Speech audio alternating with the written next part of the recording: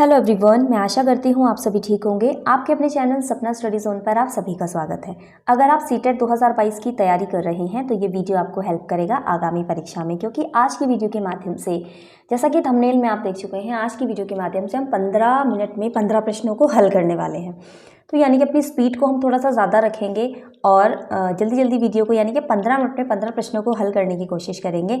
और आज की जो क्लास है ये रिवीजन क्लास रहेगी आपके लिए, क्योंकि अब तक हम जो 3rd, 4th, 5th क्लास की ईवीएस को पढ़ चुके हैं, उसी में से जो मुख्य प्रश्न आपसे परीक्षा में पूछे जाते हैं उन्हें आप तक पहुंचाने का प्रयास किया जा रहा है। तो एक एक प्रश्न बहुत ज़रूरी है आपके लिए। बहुत ही ध्यान से प्रश्नों को हल करेंगे, स्पीड अपनी ज़्यादा रखेंगे और हमें कमेंट करके ज़रूर बताएंगे कि आपके 15 में से कितने प्रश्न सही रहे। तो चलिए टाइम वेस्ट नहीं करते हैं, बढ़ते हैं आगे, देखते हैं आज के अपने पहले प्रश्न को। तो पहला प्रश्न आपके सामने है, एक ऐसी जगह जहां पर ढलान वाली छतों के साथ घर पत्थर से बनाए गए हैं। लकड़ी का इस्तेमाल छत, मंजिल और दीवारों के डिज़ाइन के उद्देश्य से किया जाता है। यह डिज़ाइन जिग्स पहेली जैसे होते हैं। यहाँ गांव के घर पत्थरों के बने होते हैं और मिट्टी के साथ लिपे हुए होते हैं। ये जगह कौन सी है भाई? अगर आपने हमारी प्रीवियस वीडियोस देखी हैं ईवीएस की, तो वहाँ पे आपने देखा होगा कि हमने मकान, जो किस किस तरीके के मकान होते हैं, आवास यानी शेल्टर भी क्या है, ईवीएस की एक थीम होती है। तो वहाँ पे हमने बहुत अच्छे से पढ़ा था इसके बारे में कि ये जो मकान हैं ये कहाँ पाए जाते हैं। तो भाई कहाँ पाए जाते हैं ये मकान पाए जाते हैं कश्मीर में। ठीक है, यहाँ के जो घर होते हैं इनकी छतें ढलान वाली होती हैं। ठीक है, लकड़ी जो यूज़ होती है यहाँ पे छत बनाने के लिए, दीवारों के डिज़ाइन के उद्देश्य से यहाँ पे लकड़ी का उपयोग किया जाता है। और इसमें ना जिग्स पहेली जैसे डिज़ाइन होते हैं। ठीक है, तो और यहाँ के जो घर होते हैं वो पत्थर के बने होते हैं और मिट्टी से लिपे हुए होते हैं। तो ये जगह कौन सी है? तो ऐसे घर कहाँ पाए जाते हैं भाई? तो ऐसे घर कश्मीर में पाए जाते हैं। बढ़ते हैं आगे और देख लें हैं अपने अगले प्रश्न को। अगला प्रश्न भी शेल्टर जो थीम है हमारी ईवीएस की उसी से है। बहुत ही अच्छा प्रश्न है और बहुत ही बार पूछा जाता है, ध्यान से देखेंगे। नीचे दिए गए किसी एक राज्य के ग्रामीण लोग अपने ढालू छत वाले लकड़ी के मकान मजबूत बांस के खंभों पर धरती से 3 से 3.5 मीटर की ऊंचाई पर बनाते हैं। तो ये जो मकान है ये कहाँ पाए जाते हैं भाई? ध्यान से आप प्रश्न को पढ़िए। प्रीवियस क्लास में हमने इसे देखा है, पढ़ा है। तो यहाँ पे जो मकान होते हैं ये मजबूत बांस के खंभों पर 3 से 3.5 मीटर की ऊंचाई पर बनाए जाते हैं। तो ये मकान कहाँ पाए जाते हैं? कहाँ पाए जाएंगे भाई? ये असम में पाए जाएंगे, क्योंकि असम में बहुत ज़्यादा बारिश होती है। वहाँ पे बारिश से बचने के लिए, अत्यधिक पानी से बचने के लिए मकान जो है ज़मीन से ऊपर बनाए जाते हैं। 3 से 3.5 मीटर की ऊंचाई पे बनाए जाते हैं और ये मजबूत बांस के खंभों पे बनाए जाते हैं। तीसरा प्रश्न आपके सामने है, रेबो क्या है? भाई ये जो टॉपिक है ये भी हम पढ़ चुके हैं प्रीवियस क्लास में। देखेंगे प्रश्न, रेबो क्या होता है भाई? क्या है रेबो? पश्मीना बकरी के रहने का घर, चांगपा के लोगों के रहने का घर, लद्दाख के पहाड़ का नाम, या इनमें से कोई नहीं। तो भाई रेबो क्या होता है? रेबो चांगपा के लोगों के रहने का घर होता है। चांगपा क्या है? एक जनजाति है लद्दाख की। ठीक है, तो ये जो चांगपा लोग होते हैं ये एक जगह से दूसरी जगह पे मतलब एक जगह पे स्थायी रूप से नहीं रहते हैं, एक जगह से दूसरी जगह पे रहते हैं। और ये जो बकरी को पालते हैं उसे पश्मीना बकरी कहा जाता है। पश्मीना बकरी को ये पालते हैं और ये जिस जगह पे रहते हैं यानी टेंट बना के जो ये रहते हैं उसे रेबो कहते हैं। तो रेबो क्या है? चांगपा के लोगों के रहने का घर होता है। एक तरीके का टेंट बना के रहते हैं चांगपा लोग। लद्दाख की जनजाति है, पश्मीना बकरी को पालते हैं ये लोग, और ये स्थायी रूप से एक जगह पे नहीं रहते हैं। और इनके जो घर होते हैं उसे रेबो कहा जाता है। बहुत बार ये प्रश्न पूछा जाता है, तो आपको कंफ्यूज होने की या भूलने की ज़रूरत नहीं है। रेबो क्या है? तो चांगपा के लोगों के रहने का घर है।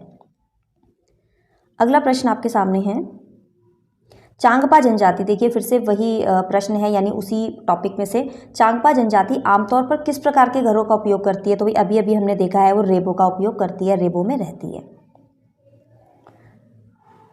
अगला प्रश्न, सुनीता ने कैक्टस के पौधों पर एक पक्षी का घोंसला पाया। निम्न में से कौन सा निष्कर्ष उसकी खोज से संबंधित है? ठीक है, उसने देखा कि एक कैक्टस का यानी कांटेदार पौधा है, उसमें एक पक्षी का घोंसला है। तो भाई वो कौन सा घोंसला है, यानी किस पक्षी का घोंसला है? टेलर बर्ड का घोंसला, फाख्ता का घोंसला, सनबर्ड का घोंसला, या कॉपर स्मिथ का घोंसला? तो एक पक्षी है जो कांटों में अपना घोंसला बनाता है, मेहंदी की झाड़ी में अपना घोंसला बनाता है, वो पक्षी है फाख्ता, जिसे डव पक्षी भी कहा जाता है। तो अगर आपसे एग्जाम में डव अगर पूछा जाए तो आप कंफ्यूज नहीं होइएगा, फाख्ता और डव एक ही होता है। तो फाख्ता पक्षी जो है कैक्टस की झाड़ियों में, मेहंदी की झाड़ियों में अपना घोंसला बनाता है।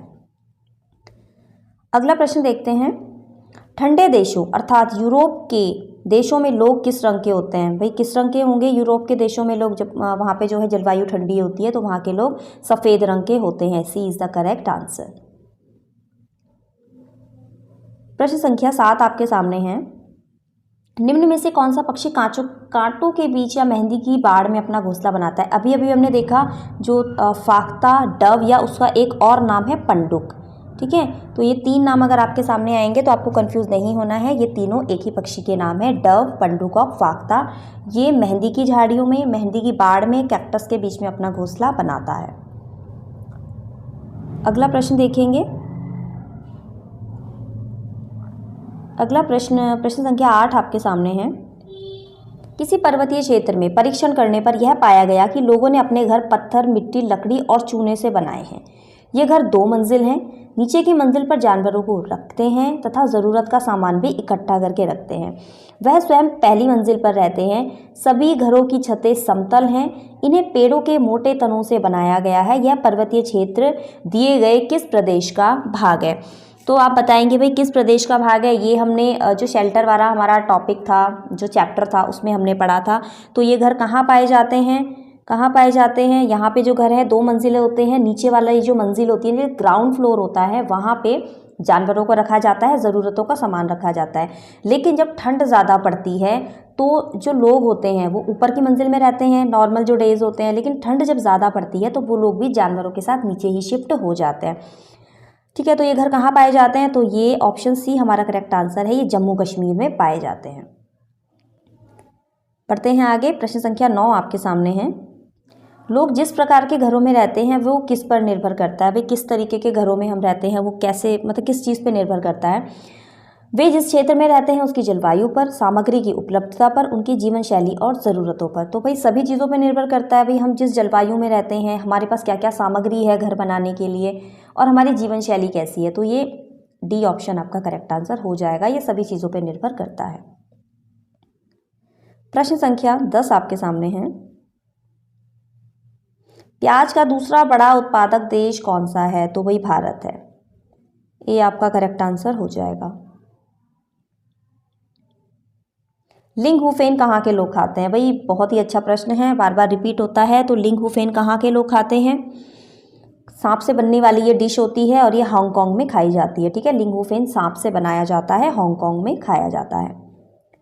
प्रश्न संख्या 12 आपके सामने है, ढोकला कहाँ का क्षेत्रीय भोजन है? भाई ढोकला बताइए कहाँ का क्षेत्रीय भोजन है? तो ये गुजरात का क्षेत्रीय भोजन है। ये सभी बातें हम पढ़ चुके हैं जो पिछली वीडियोस हमारी हैं, है ना।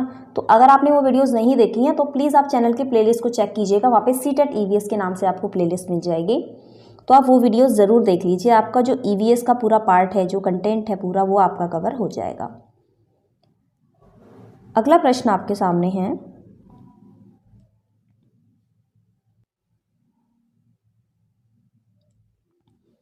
कौन सा सांप घोंसला बनाकर रहता है? भाई कौन सा सांप रहता है घोंसला बनाकर? इनमें से अजगर रहता है, किंग कोबरा रहता है, करैत रहता है या दुबोइया रहता है? ठीक है, ये सभी जो सांप हैं इनके बारे में भी हम प्रीवियस वीडियोस में पढ़ चुके हैं। तो कौन सा ऐसा सांप है जो घोंसला बनाकर रहता है? तो भाई किंग कोबरा, किंग कोबरा ऐसा सांप है जो घोंसला बना के रहता है। बी आपका करेक्ट आंसर हो जाएगा। अगला प्रश्न देखेंगे,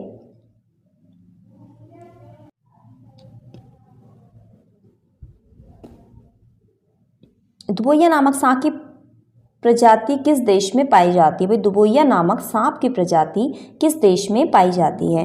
तो कहाँ पाया जाता है दुबोइया नामक सांप? भाई बताएंगे, इसके बारे में भी हम जो प्रीवियस वीडियोस हैं उसमें पढ़ चुके हैं। दुबोइया नामक सांप कहाँ पाया जाता है? बहुत ही जहरीला सांप होता है। कहाँ पाया जाता है? तो ये भारत में पाया जाता है। ठीक है, सी आपका करेक्ट आंसर हो जाएगा। तो भारत में दुबोइया नामक सांप पाया जाता है।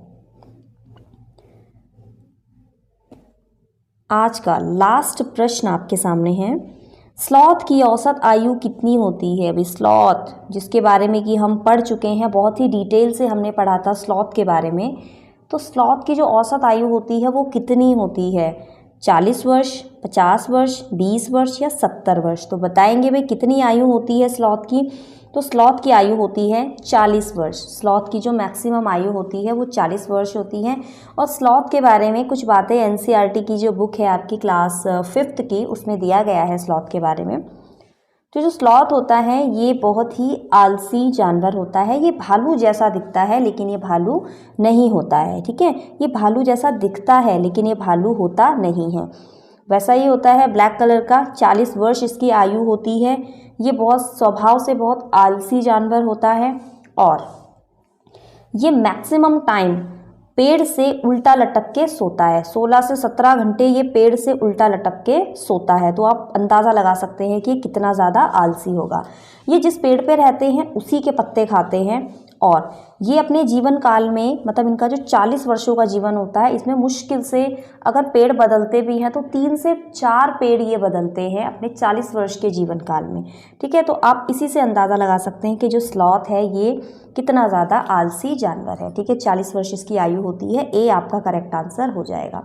तो ये था आज का लास्ट प्रश्न। आई होप हमने 15 मिनट से पहले ही इस वीडियो को ख़त्म कर दिया है और ये सभी प्रश्न आपके एग्ज़ाम के पॉइंट ऑफ व्यू से बहुत ज़्यादा ज़रूरी हैं एंड इसी तरीके से हम तैयारी करते रहेंगे और ऐसे ही जो प्रश्न हैं आपके एग्ज़ाम के लिए जो ज़रूरी होंगे वो मैं आपके लिए लाती रहूँगी। तो अब हम मिलेंगे अगली वीडियो में एक नए टॉपिक के साथ, नए प्रश्नों के साथ। तब तक के लिए आप सभी को गुड बाय।